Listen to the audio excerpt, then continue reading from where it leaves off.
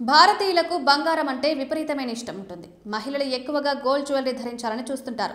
ప్రత్యేక డిజైన్లు చేయించుకుని ధరించి ఎక్కడైనా తామే ప్రత్యేకంగా నిలవాలని కోరుకుంటారు.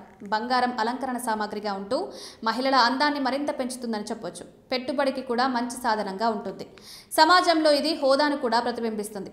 అందుకే ఎంతో కొంత బంగారం కొనుగోలు చేయడం మన దగ్గర సాంప్రదాయంగా వస్తుంది. ఈ క్రమంలో బంగారం ధరలు విపరీతంగా పెరుగుతూ పోతున్నాయి.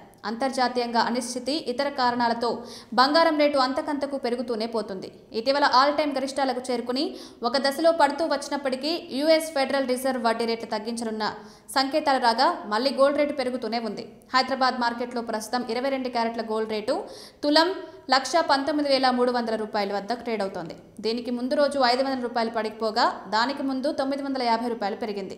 ఇదే సమయంలో 24 క్యారెట్ల మేలిమి బంగారం ధర 10 గ్రాములకు హైదరాబాద్లో ₹130,000 వద్ద 150 వద్ద ట్రేడ్ అవుతుంది. మొదటి రోజు ఇది ₹540 పడిపోయింది. అంతకుముందు ₹1,030 పెరగడం గమనార్హం.